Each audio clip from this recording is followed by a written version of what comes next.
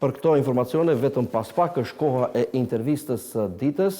Me mua në studio është profesori Visar Ademi. Zoti Ademi, mirëmbrëma dhe mirëserdhët. Mirëmbrëma dhe mirësëgjeta.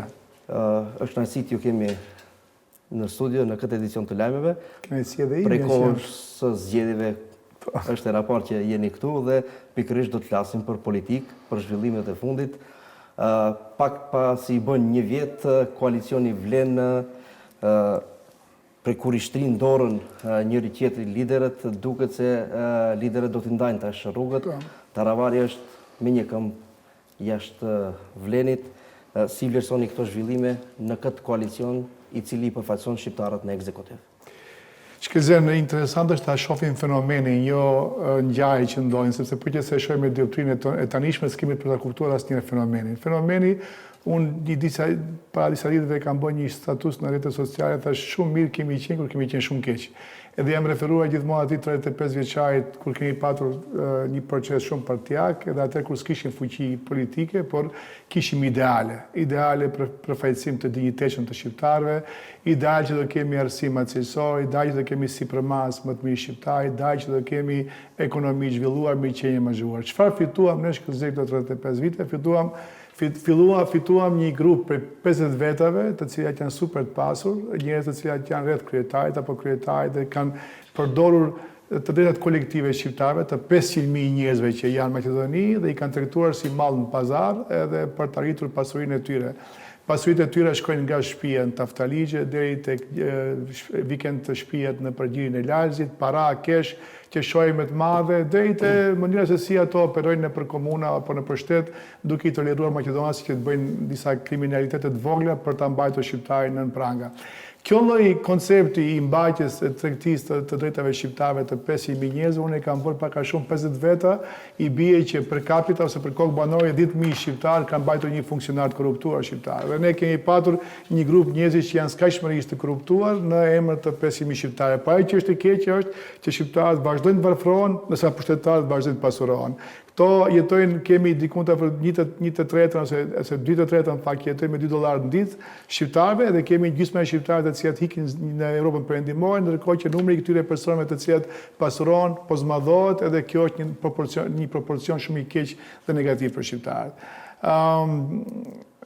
Kjo është për tani me bisedën edhe më vjen keq domethënë fenomeni edhe është shumë i rëndësishëm domethënë që nuk është i rëndësishëm domethënë kur qëllimi i vetvete është pushteti. Kur është qëllimi i vetvete pushteti dhe jo përfaqësimi i dinjitetshëm të shqiptarëve, bëhet problematik sepse atëherë ti nuk vendosen qëllime për të ardhur në pushtet. Edhe kjo ndodhi edhe me Blenin. Edhe do të thotë sapo i mbushur një vit. Pa mos i mbush një vit, po patjetër po. Si vlerësoni cili do të jetë fati i Vlenit pa Taravari? Po fati i Vlenit pa Taravari, shife, duhet ta dallim edhe këtë, do të them për herë të parë dikun se kam menduar shpesh dhe s'kam patur në një studio ose s'dua komentoj politik, po them ndarja shkëlqen e shqiptarëve maqedonëve nuk është për ndarje ekonomike.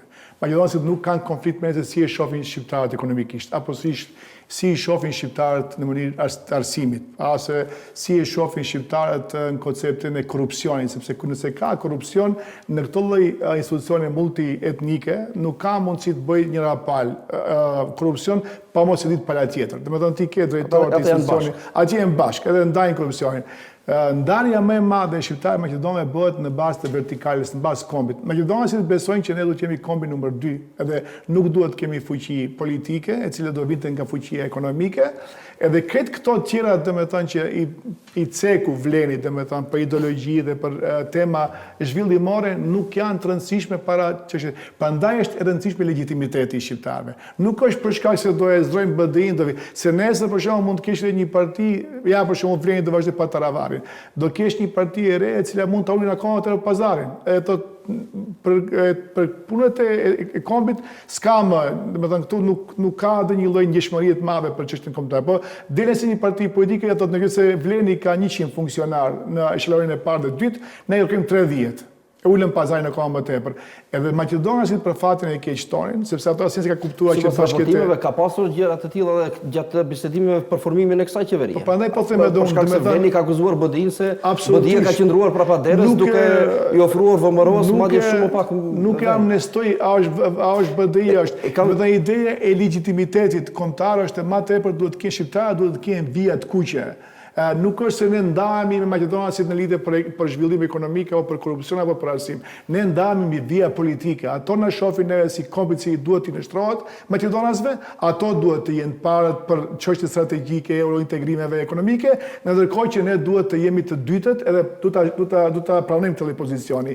Prandaj sot çdo lloj parti politike ose çdo lloj koalicion i cili futet në zgjedhje si humbes, do ta ketë barën e kësaj lloji të themi, e kësaj lloj peshe e cila pastaj u mbet Karshi Maqedonasve. Kur jemi tek pesha, mendoni se një veprim i këtilli i Taravarit për të larguar nga Vleni mund të zbeh edhe më tepër rolin e shqiptarëve në ekzekutiv? Jo, nuk është.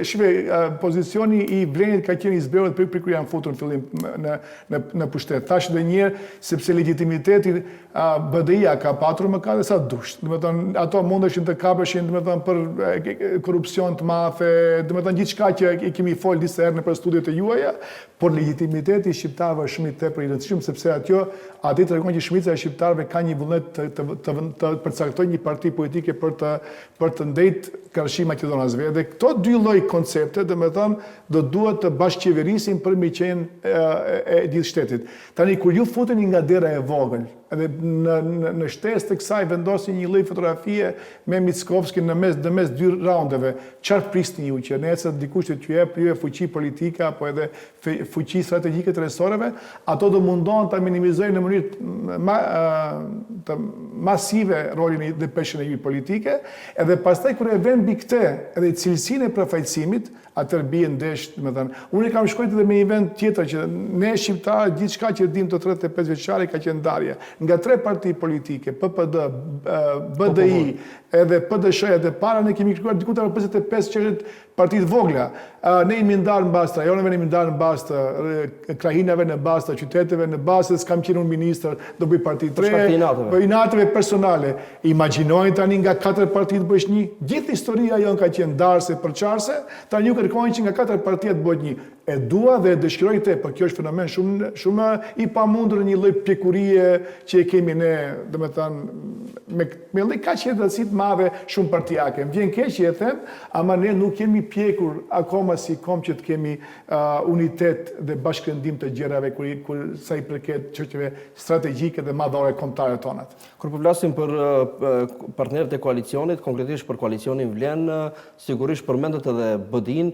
Si shihni këtu rolin e BDI-s, pasi mbrëm zotëri Mexhiti këtu nga studio tha se Taravari është në bisedim me një kohë të gjatë me Ahmetin. Shif, duhet ta caktojë një rolin e Taravarit menda. Taravari nëse analizon karrierën, unë nuk jam nga ato persona të cilët i lexojnë deklaratat, sepse deklaratat janë për të futur plur njerëzve. Të analizojmë një figurën e Taravarit. Analizojmë figurën e Taravarit nga 90 dishi. Ky është rezultat, figura e tij është rezultati i gjithë intrigave, përçarjeve që kanë ndodhur nëpër parti politike.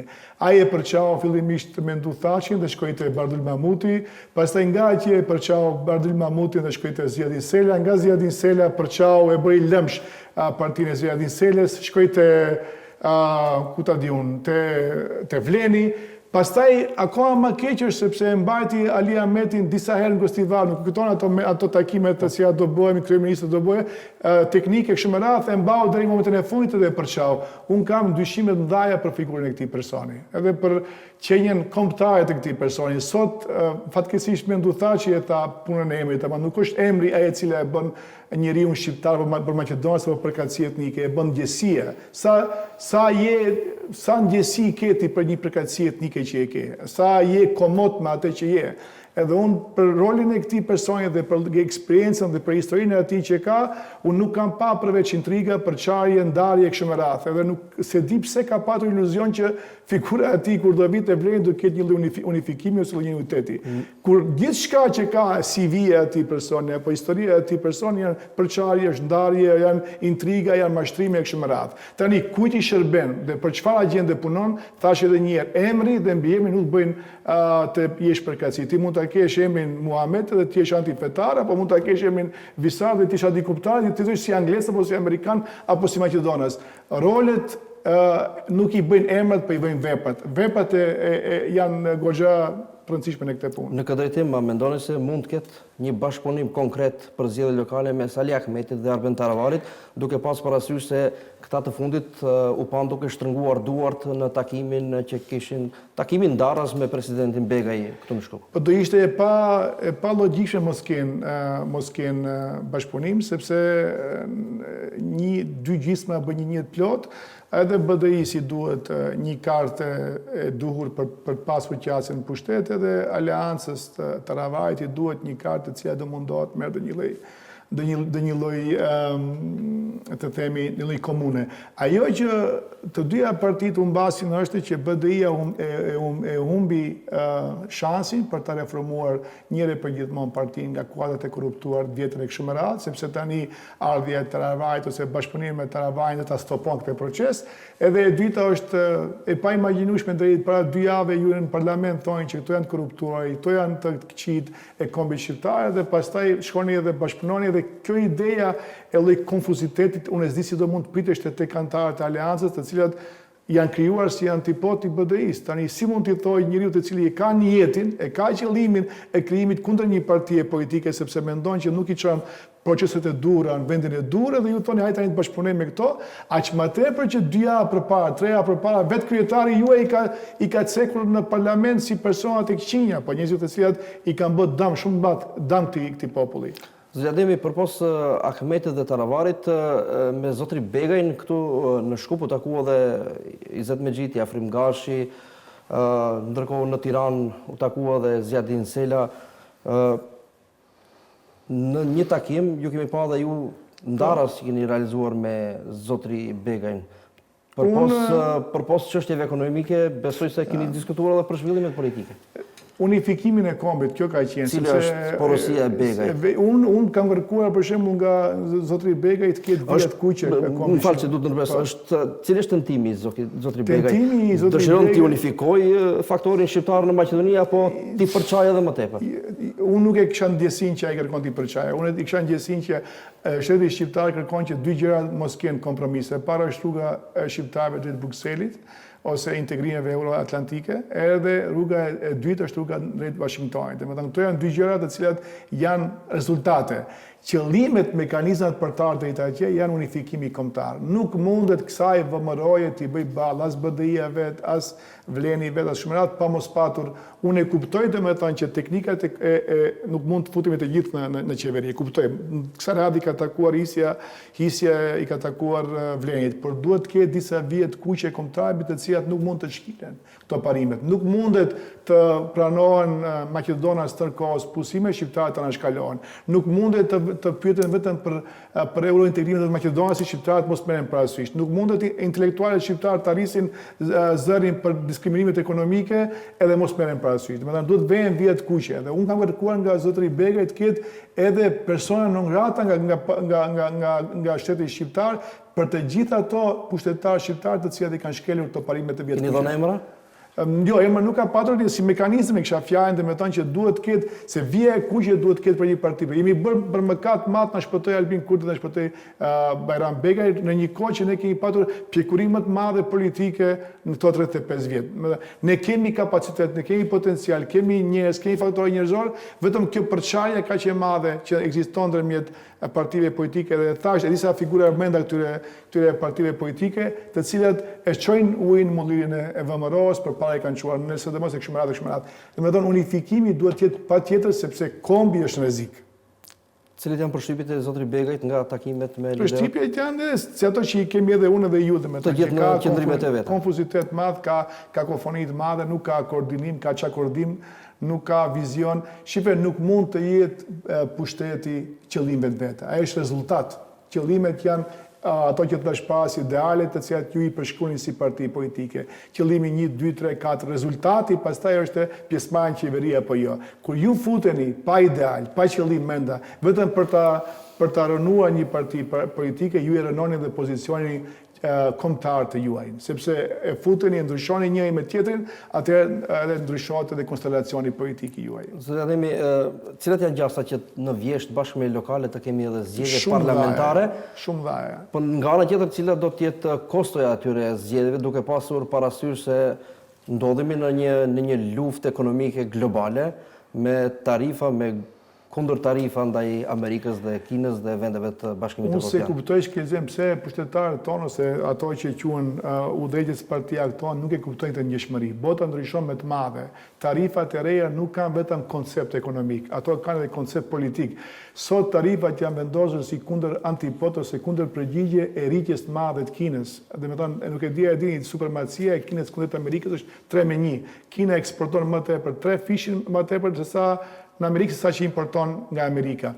Amerikanë tani nuk i ka menduar tarifat vetëm për produkte dhe sektor, po ato e shohin si threat, dhe me thonë si diçka e cila e dëmton filozofinë dhe fenomenin e jetës së tyre. Pse?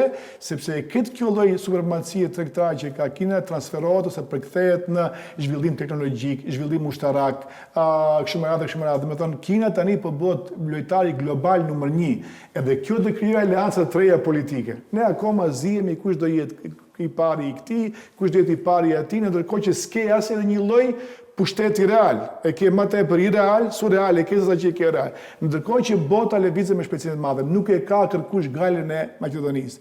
Edhe pse këto mundohen të tregojnë që ka Maqedonia është e rëndësishme, edhe Mickovski me ato daljet e veta në për inaugurimet e veta, bota po ndryshon sepse BRICS-i po zhvillohet me të madhe, si antipodi i Amerikës. Kina është goxha lojtari i madh. E ke autoritet autokrate, për shembull, të cilat janë shumë afër Maqedonisë, të cilat kanë ndikime të mëdha politike dhe ne jemi të përçarë, ne jemi të ndarë më tepër sekur, edhe aq më tepër edhe një herë në të nështruar nga një klasë politike e cila do të dëmton në afagjat. Si për shkak se Maqedonia dhe Serbia ishin ndër vendet e rajonit më të goditura, po themi kështu, nga tarifat, me tarifa më të larta nga Amerika. Si mendoni se gjithë kjo luftë do të ndikojë në tregun vendor edhe kjo lufta mes Kinës dhe Shtetet Bashkuara të Amerikës? Për shkak se ne apo varemi edhe nga importi shumë. Jo e lexoj këtë që nëse na ka menduar më pak tarifa Kosovës dhe Shqipërisë, na do më shumë. Ajo është formulë ekonomike, domethënë sa më tepër ti e dëmton sektorin e atij dhe produktet ai të cilat ai mbron, aq më tepër e ke tarifën e madhe. Ne me qenë se kemi tregti të vogël dhe volum të vogël tregtar, ai ka vendosur të na vendoj tarifa më të vogla sepse s'ka asnjë rëndësie ajo që cilat ne eksportojmë. Ne eksportojmë prodhime, domethënë nga zonat ekonomike, që nuk ka asnjë lloj vlerështuar. Marrim nëndën e parë nga Amerika, e përpunojmë me fuqi të lirë punëtore dhe e kthejmë prapë në Amerikë, 2 herë ka taksim, edhe ato kanë thënë që më e vogël të jetë ose më e madhe të jetë. Sot Serbia prodhon shumë më tepër allumin, çelik e kështu me radhë, edhe ato duan ato sektor të mbrojnë. Prandaj ato kanë tarifa më mëdha. Nuk ka këtu as edhe një lloj miqësore apo vllazërore. Do të ketë ndonjë ndikim në ekonominë vendore kjo lufta e madhe mes Kinës dhe Shtetit Bashkuar? Maqedoninë po do ketë patjetër, sepse tani një ka mas pari me largimin e USAID-it. Nëse deri tani janë dhënë diku për $300 milion për ndihmë teknike, këto para ekzistojnë më, sepse do ketë. E dyta është koncepti proteksionizmit, koncepti i nacionalizimit të ekonomisë amerikane. Amerikanë nuk shohin më përtej kufive të vet. Nëse deri dje ka qenë Amerika ka qenë një lloj polici global e cili rrunte qetësinë dhe stabilitetin botëror, tani më nuk është kjo. Ne do jemi prej aleancave të ndryshme të cilat do kenë kontroll në Maqedoni. Amerikën mos e shikoni me kaq shumë ndikim të madh. Edhe ambasada e Amerikës nuk do ta ketë atë lloj roli siç e ka patur deri tani. Prandaj habitem se si nuk e shohin sensitivitetin, ndjeshmërinë e këtyre proceseve globale të cilat do kenë reperkusione ndaja dhe lokale. Zoti Ademi, faleminderit shumë për kohën. Faleminderit për ftesën. Faleminderit. Shikues të nderuar, ne vetëm pas pak do të vazhdojmë me informacione të tjera.